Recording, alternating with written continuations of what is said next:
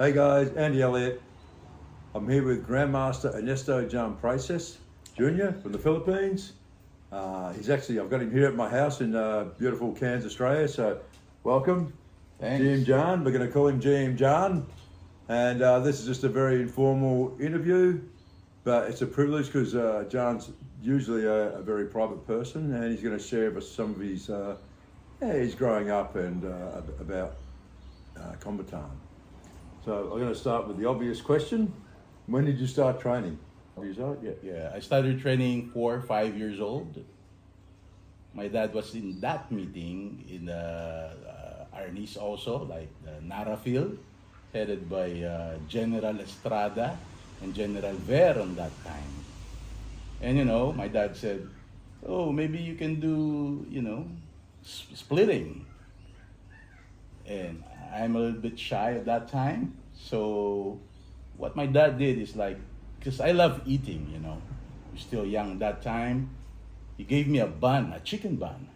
Okay. Yeah. And then that's the time I split. So everybody was like, whoa, he's great. And I was like, that's the time I started martial arts. And after that, I was studying press school. I was 5, 6 years old that time. Yeah. And I always go with my dad because he's teaching in the university. He's teaching in University of Santo Tomas. He's teaching in Lyceum, University of the Philippines also. And then I was absent for a month. So the teacher said, I need to go to school, but I don't want to because I want to stay with my dad all the time. Because it's for me, he's like a hero. He's my dad. I want to stay beside him. Yeah, of course, yeah. My mom, get mad at me. So you got into trouble? Yeah, I got in trouble. Let's go the coconut. Like a strand of a coconut? Yeah, or stranded of coconut. Oh, she didn't whip me, did you? Yeah, he whipped me.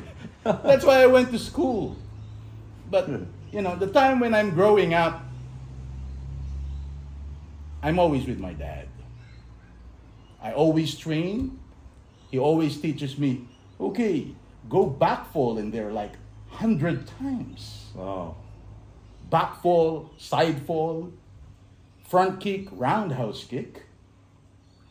And I am, time of growing up, All the way through? all the way 5, through. 6. Yeah, five, 6, it's like that. Wow. And that's interesting because I know for a fact, when I interviewed your father 20 odd years ago, he actually said he didn't think you're going to be any good because you were bow-legged. That's true. I got that one from my mom. so here you are, you're doing the splits. Yeah. So he had no fear of you not being good being bow-legged. Yeah. Excellent. Okay, so GM John, can you tell us a little about the start of modern Arnis and how your father, the famous Grandmaster Ernesto Presas, and your uncle Remy Presas started up modern Arnis? Yeah, it all started from my grandparent, and that is Jose Bonco Presas. Okay. In 1930, something like that. Wow. Yeah. And that time they're doing modernese already. Mm-hmm. They're teaching it. But the time when, in 1970, my dad and my uncle, Remy, they went to Japan to do a demonstration out there with Arnis. And the Japanese were amazed because they're using kendo on that time. And, Filipinos using sticks, eskrima or kali. They said that this is little kendo. There's a much shorter stick. That's Yeah. right. Yeah. That's right. But there was a turning point that my uncle went to the U.S. Yeah. because of that martial law before. Yeah. And the thing is, my uncle cannot go back in the Philippines. So my dad started teaching in these universities in Manila. But before that, he was already in the Air Force for like 19 years. Oh, wow. Yeah. So he's teaching the Air Force, the Navy, the NAPOLCOM. See? Mm-hmm. And that time, the turning point that my dad switched to Kombatan, it's because the identity of my dad or my uncle, they're doing modern Arnis because that's the Presas style. Yeah. But the thing is, when my uncle went to America, and that's his identity now. He brings modern Arnis to the U.S. Okay. So, And when when my dad went to the U.S., it's like if he's gonna bring the identity of modern Arnis also, yeah. it's like they know Remy Presas, Yeah. but not Ernesto Presas. Okay. Yeah. See, that's why he changed it to Kombatan. I was really heartbroken that time. Yeah. It was in 1998 that he changed modern Arnis to Kombatan. But he was the one who brought it up because he's living in the Philippines. He was the one teaching it. We have training camps. Training camp started way back 1980s. Wow. Yeah. It was like 1983, 85, and we have that second world training camp that held, the first world training camp was held in Pangasinan. Yeah. And there are a lot of Germans in there, Europeans, actually. And we have the first world training camp in the Philippines held in UST. That was in 1987. Okay. A lot of delegates went there. Yeah. See? With that, Jim John, I understand. I was there early days with Kombatan. But what's the main difference between Kombatan and modern Arnis? Okay. Like I noticed footwork was one of them. Yeah. With footwork, it really evolves. Yeah. Both of them. Yeah. You know, my uncle stay in the U.S. doing Wally J, small circle jiu-jitsu. Mm-hmm. So it complements to Filipino martial arts also. Yeah. But the thing is with my dad, he's really athletic. He was a sprinter when he was young. So the footwork, it really helps with the Filipinos. Yeah. Also with modern Arnis or Kombatan, you learn from double stick, espada y daga, single stick, knife, dumog. So the Presas family started the double stick. Yeah. Only the Presas family has double stick, but different styles. They only use single stick. See? Yeah, from my personal experience, I've trained a lot in the Philippines, and I have trained with other masters. But the double stick has really taught you how to use both hands all the time. All the time, whether you have one stick, two sticks, whether it's espada y daga. Yeah. So there's been a lot of, I noticed footwork and really making sure that you have a weapon hand, the bante kamai, the alive hand. It's very easy translates to two sticks. Any pick up any weapon. Yeah. But I remember your dad always saying, give me a ballpoint pen, and I still do the same thing. That's true. Yeah, because a weapon is only the extension of the hands. Yeah. Any weapon, like sticks, knife, ball pen, what do you call that? Bottled water. You can use that as one. And he did. Yeah. In demonstrations. We're going to move to your teenage years now. So I assume you're still doing pretty much the same, but now you're a little bit older. So can you tell us about your teenage years with your dad? Sure. And training? That's hard, It's really hard. It's like, on my teenage years, I'm always a dummy. A dummy to his instructors before, and a dummy from him also. So that doesn't mean he's not smart. It means he's the one always getting thrown around, and yeah, My dad always pushes me yeah, all the time, and I never knew what's that for. It's like, okay, they take me down, they push me, they throw me. It should be the other way around, but for my instructors before, it's okay. yeah. When I turned 13 years old, then they promoted me a black belt. Wow. Yeah. Yeah. But I stick for that for 7 years. Just doing sinawali, doble baston systems. Yeah. And that's it. You know, my dad always pushes me, okay, come on. You know, just do that, just do this. He retained me for 7 years for the first time. Yeah. I've seen your dad push, yeah. I can believe it. Yeah. Yeah. Yeah. So I suppose he was hard on you, but he wanted the best for you. Yeah. For you to be your best. You look at it, it was probably hard for you at the time, but when you look back, he was actually, yeah. He was actually teaching me already. Yeah. Good discipline. Yeah, yeah. Now I remember your dad saying that he taught for many years at the UST. Yes. So that obviously involved you. Of course. Yeah. So what can you tell us about that, please? I was one student also in that school, the University of Santo Tomas. I have my high school there and my college years. Okay. So I've been there for maybe 8 years, and I was the president of the University of Santo Tomas Martial Arts for Wow. like 5 years. So I have lots of students in there. Yeah. That's why when my dad is, because he's teaching there for like 7 to 9, 9 to 11, 1 to 3, and 3 to 5, every Tuesday to Friday.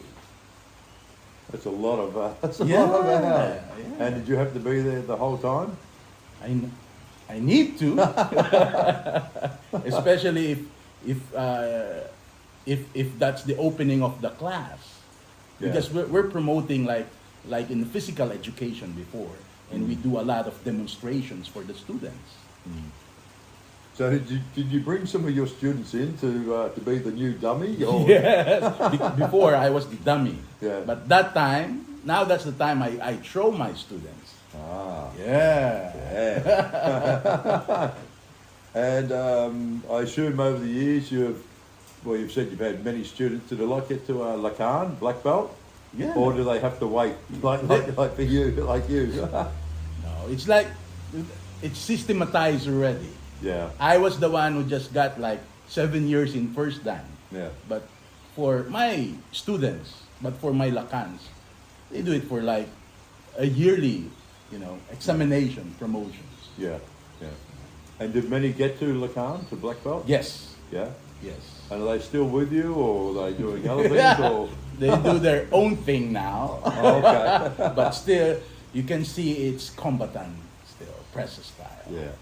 I can vouch for that because I've met a lot of these guys through going back basically 30 years ago, and yeah, a lot of them are doing their own thing, but you can see it is still competent. Yeah.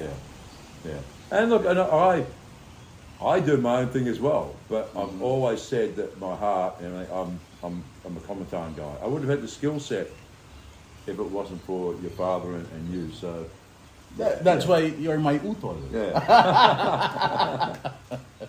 So yeah, it is an important thing that people should remember where they come from, and no matter what I do, combat. I mean, I've taught around the world as well, but yeah, always my pulse of my heart is always combatant. So, yeah. Thank you for that. All right, little interlude. Yeah. The UST. Are you still teaching there? Like, have you finished teaching there? Because that was through your childhood. Is that? Yeah, but then after my dad retired in UST, so we stopped teaching there. But all the time before, when I was young, I was a black belt already. A lot of foreigners, they visit my dad to do private trainings, And then chief instructors also from different countries, Yeah. like USA, Yeah. Australia, Germany, Poland, Russia, Ireland, Canada. They go there to train. Okay. So we train them in UST. Also, we train them in our gym. So I always partner up with them before they go to GGM. My dad. And are you still doing that now? Yes. Well, that's Yeah. It's like that'd be over 40 years. that's right. Yeah. Over 40 years Oh, already. we're getting old. Yeah. But I love teaching. Yeah. You know. Yeah. This is my life. This is the legacy of my dad also. Yeah.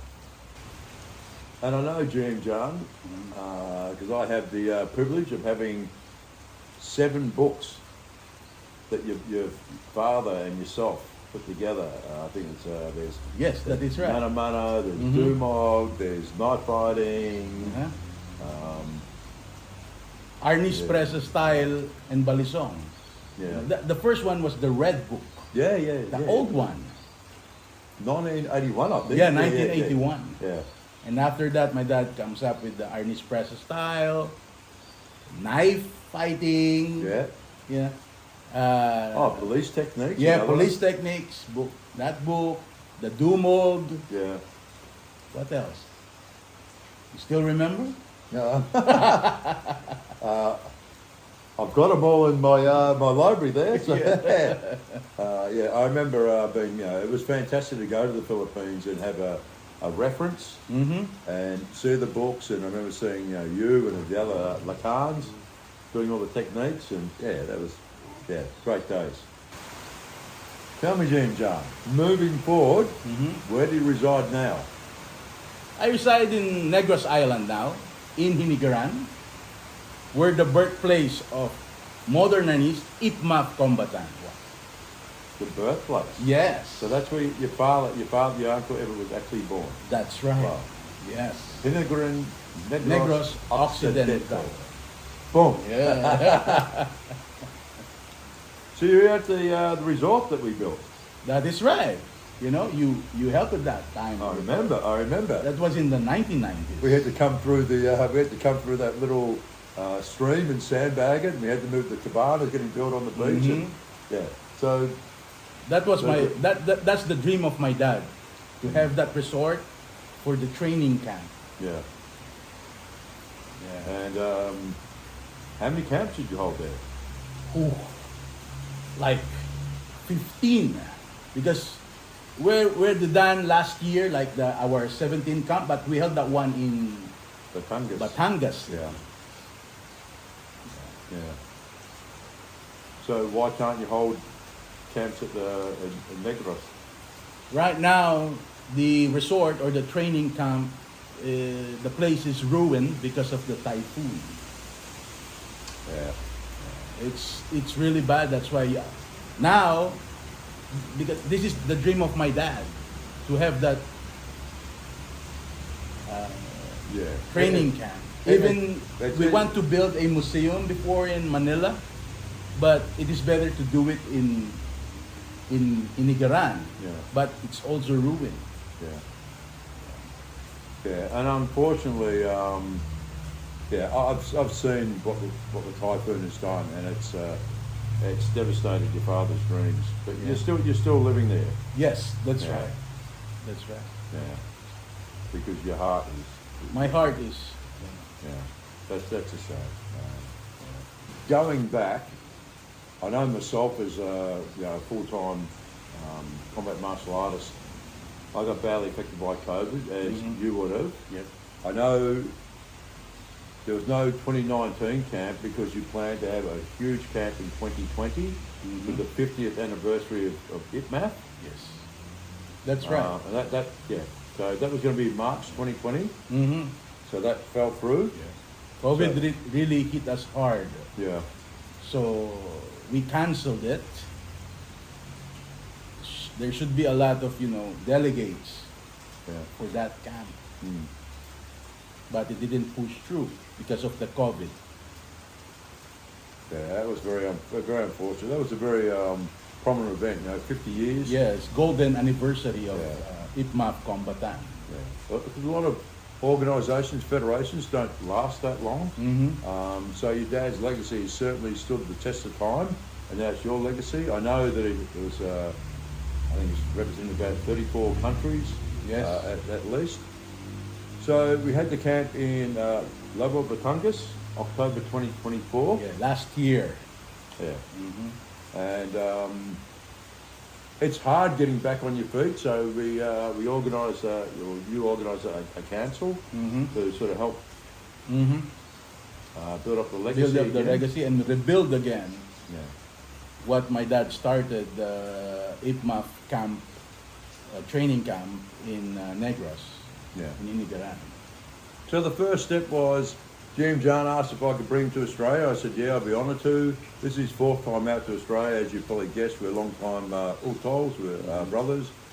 We just finished a fantastic seminars and catching up with a lot of guys you've known for a lot of years. That is right. He's up in Cairns now. Uh-huh. We've got ulan, which is rain, typical of the Philippines. And yes, it's hot up here. So it's just like the tropics. So what's your plan for the future? Anything else this year? Yes, we have a training camp in Italy. That's going to be in October. That's going to be October 2, 3, 4, and 5. Yeah. So I hope to see you there also. You are all welcome. Yeah. You know. And anything after any other countries? Hopefully, yeah, we can Yeah. visit some countries after the big camp in Italy. Yeah. Yeah. Well, I'll come with you if that's Oh. okay. Thank you. Yeah. Thank you for that, Guapo. Well, 2 for 1. yeah, 2 for 1. That's good one. And next Philippines camp? That is right. We're gonna do that one in Batangas. So that's gonna be next year, Yeah. October also. Okay. Yeah, Because of the weather. that's right. Yeah. That's right. Because of the weather. He's been nice. We used to have the camps in April, start of May, and very hot. And finally, how can people get in touch with you if they want seminars, workshops, people from around the world? There. They can email me. And Facebook? Facebook, email me at IPMAF Kombatan HQ, Yeah. And fine. So they'll all be. I'll put it all on the video. So yeah, the Yes. contact videos will all be there. How you can contact GM Ernesto Presas Jr. Yeah. from the Heir of Kombatan system, the heir who's continuing the legacy of the late Grandmaster Ernesto Presas. GM John, we've known each other a long time. Always an absolute pleasure. Thank you. And I know, like I said earlier, I know this man is he's a very private person. That's how he chooses to be that way. He's probably the most skilled FMA person I've ever seen as well. But I really appreciate the interview because I know give you your time and so yeah. Thank you. Maraming salamat. Salamat. See you. And one thing I'm curious to hear, John, is I remember interviewing your father, I think it was 2005, and he told me, he said that you stole his bella song, and you were very young, and you went into the CR, and that's the toilet, and well, you tell the rest of the story. That's I, right. I want to That's hear right. what your Yeah. side of the story. I was really fascinated with the butterfly knife. It's like for me, I want to flip it, open it, play with it. So that time I was like 9, 10 years old. And I stick to my dad, I get his balisong. I went to the CR and then play with it. It's like, whoa. And then after that, all of a sudden, saw a lot of blood already. I hope only on your hands, I hope. And then, Very dangerous on the CR, yeah. After that, when I saw blood, I went out. And then I asked my, hey, Mom, what's this? My mom was like, what did you do? Yeah. So it is true. Yeah, Yeah. it's true.